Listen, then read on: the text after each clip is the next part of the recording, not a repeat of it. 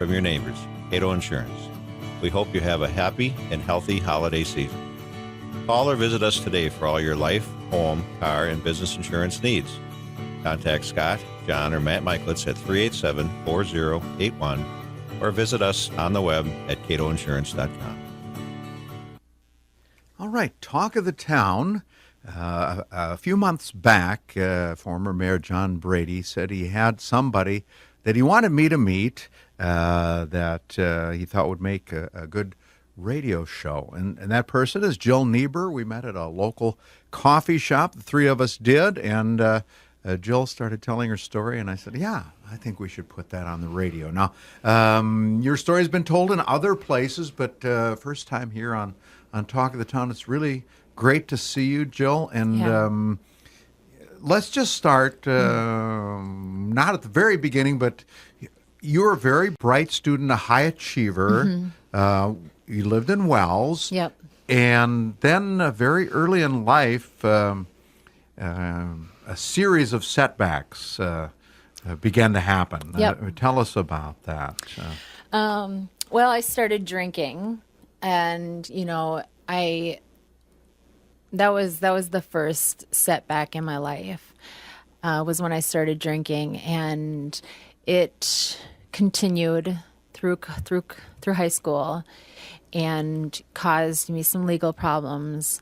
And then I moved out to California, and I was a high achiever. I was content, or I was, focused on leaving my life behind. And I worked really hard, and I saw enormous strides in my life, but the alcohol creeped up again. And I was 3 years into my college. I was working very hard, and I was partying very hard. And when you're young, you can do that. Yeah, right? Yeah, that would have been the time to do it. And I was I was at my third year of college, and I was exhausted. I remember I would go to work, and my boss actually sent me home and said, please go to sleep, Jill, because I was just so tired. And, I was running. I was running away from things I didn't want in my life, and I was trying to become a better person, but I was, washed over by my demons. And so my third year of college, I went to a party, and I wanted to go to sleep, but they said, just come, you'll have a good time. And I knew I would. And so I went, and I was dancing and having fun and smiling, and the amp blew, and I couldn't stay awake just talking and stuff. And so I said to the people that were holding the party, I said, can I go sleep in your room for a little bit? And they said that was fine, because they were going to fix the amp and the party was going to start again. Well, I went to go to sleep, and they said, do not lock the door. I had locked the door, and they said, you can't lock the door. People pass out, and we don't want you to vomit and drown in your vomit. They said, you have to leave the door open so we can check on you. So I opened the door. Well, what happened at the party, what I wasn't paying attention to, is there was a homeless guy that wandered in, and one of my friends had been aware that he was there, and he said, who is this guy? And, he was trying to figure out who he came with, and no one knew. And he just thought, well, he must just be here with someone. But he was weird. He was staring at people. He was trying to kiss a friend of ours. And she was really drunk, and my friend pulled him off her, and then a little bit later, he was doing it again. And so they didn't end up fixing the amp, and they all decided to go to an after hours. And this was in Los Angeles. And they left, and the guy was hanging out there. He was just hanging out. And they said, the party's over. You're going to have to leave. And he said, I'm just waiting for a ride. And they said, well, you're going to have to wait outside. So they all left. And the guy broke into the house. And this was probably around 10 or 10:30 at night. And, he must have seen me go into the bedroom and knew I was sleeping in there. And by the time I woke up, like, I was completely against the bed. Like, I couldn't get up. I couldn't sit up. He had me completely compressed against the bed. And I fought a long time, a really long time.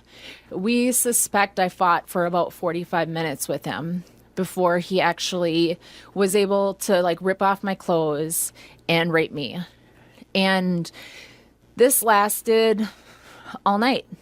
Like, I was starting to black out because I was so badly beaten. I would come to, and he was still there. Like, he just wouldn't, like, he was just, like, there. And I started praying to die. I was like, I want to die. I didn't want to live past that. I knew that even if I lived past that, my life wouldn't be the same. So this brutal rape, and then you were struggling with alcoholism, but then,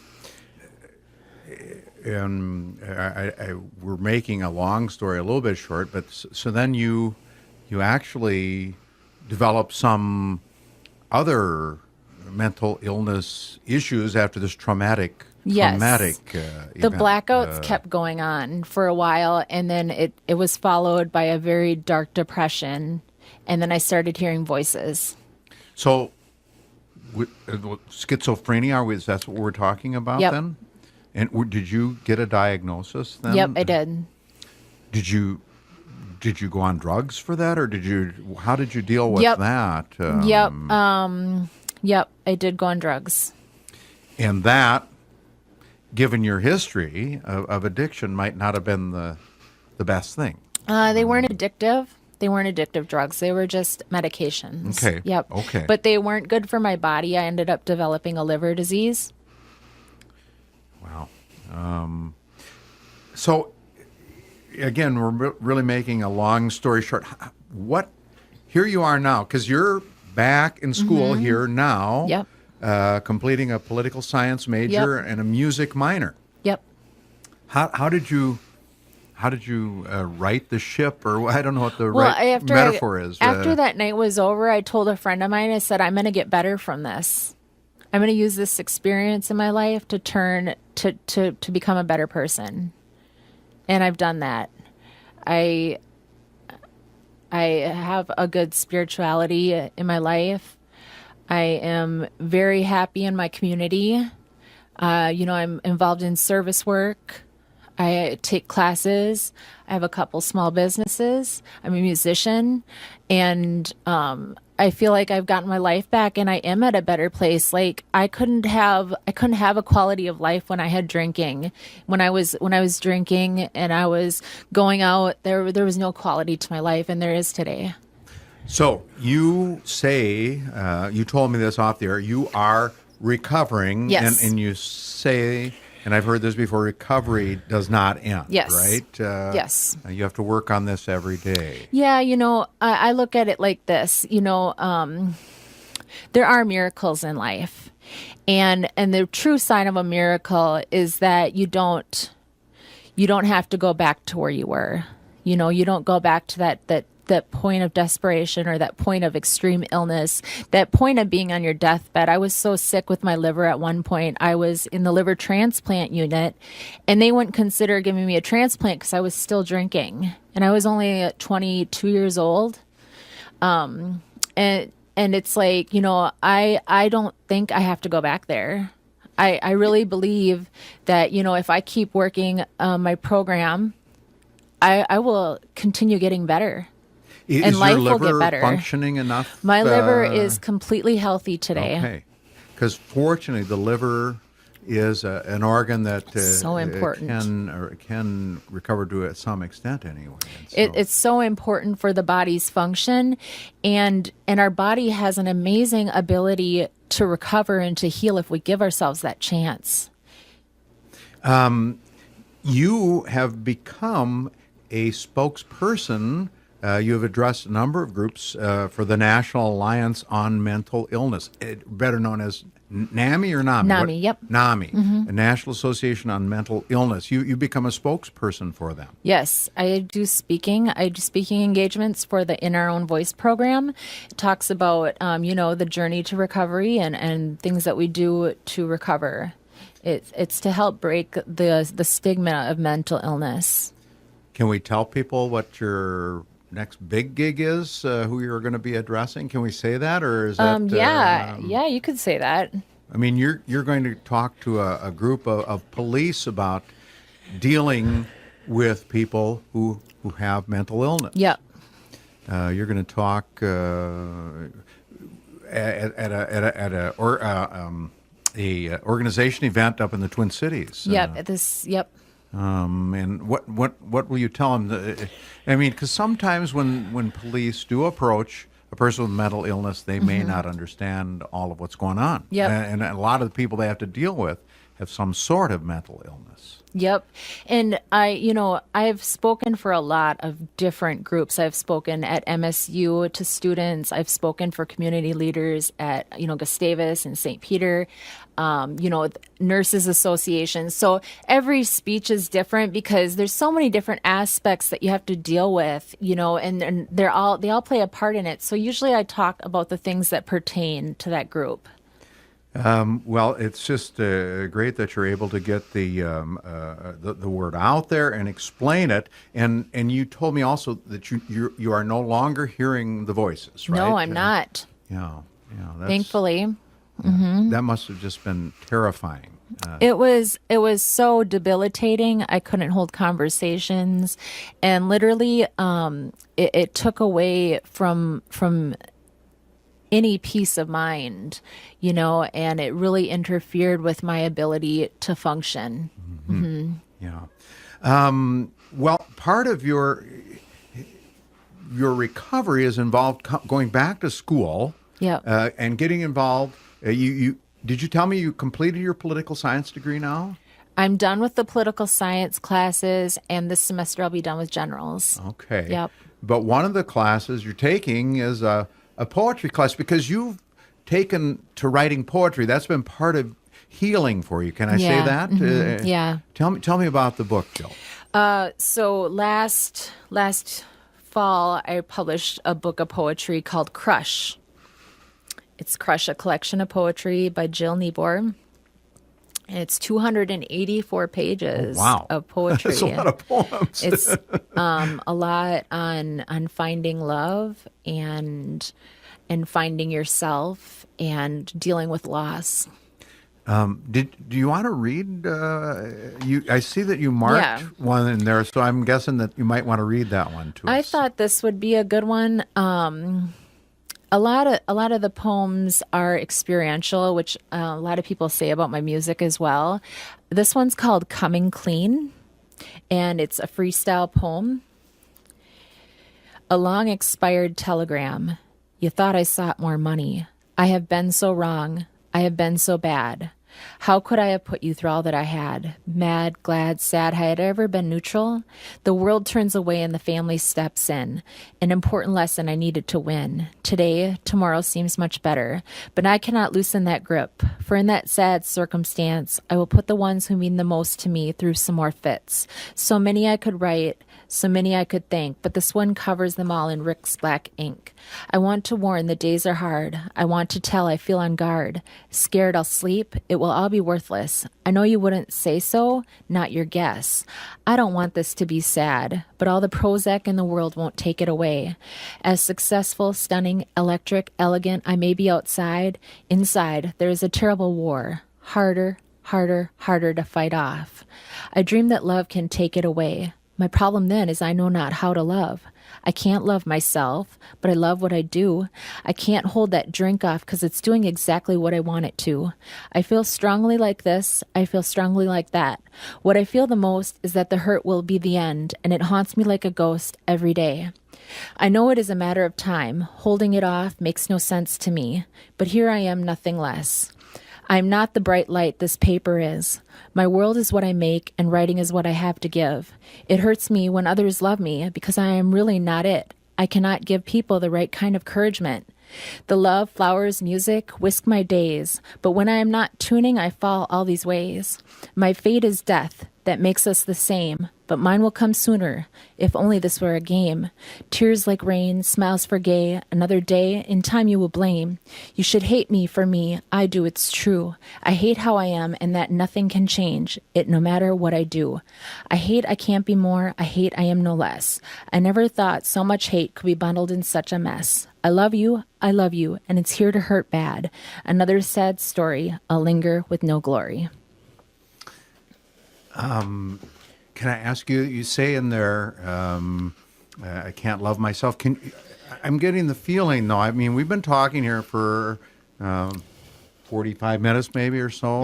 I mean, we were talking before we went on the air. Yeah. And then when I met you with John Brady down at the coffee shop, you love yourself now, right? I do, and it's one of the best things in life. I So highly recommend it. That was from a darker... This was a very big turning point because it was, it's about being honest about how I was feeling. And I had been stuffing feelings for so long.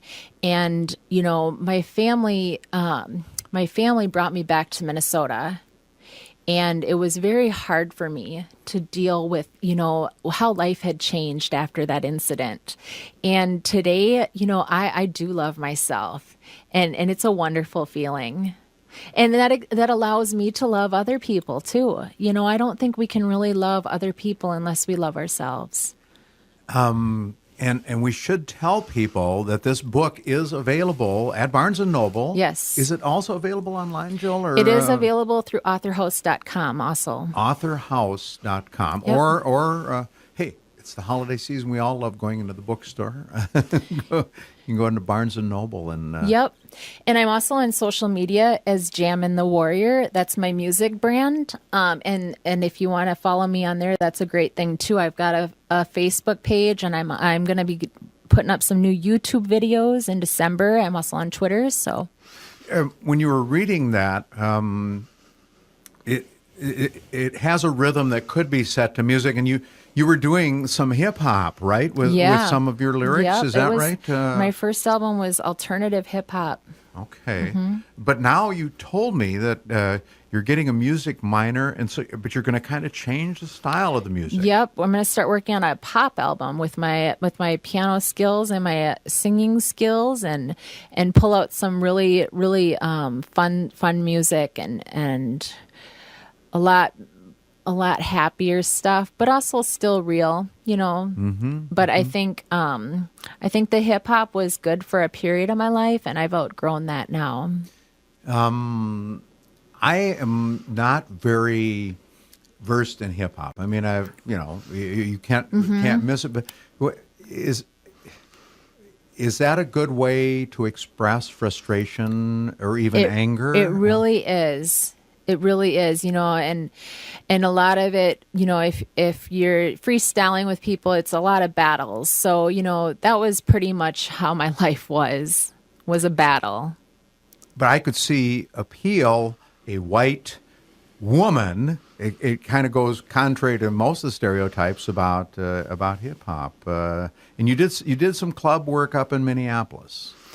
I was involved in the underground scene in Los Angeles. Okay. And that's where I learned how to, mix music and go on the turntables, and we danced a lot. There was a lot of really, really good times in LA. I really had a good time, and I always liked it because there were so many opportunities down there. It was just it was a wide, wonderful world, and you just feel it. Well, it is in general, but you really, really feel it with everything going on in LA and the diversity and just the excitement of it all. So when you graduate, are you going to stay here, or are you going to go back to LA? Or, I mean, do the demons scare you out there at all?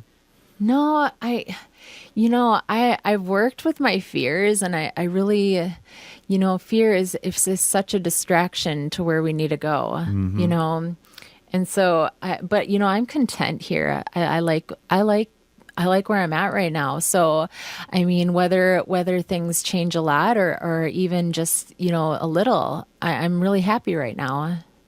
And if you do go the music route, I mean, Mankato has a really great music scene in the Twin Cities. I was telling you off the air, I just interviewed a woman who wrote a book about the Twin Cities music scene. And, I hope we keep seeing you around here.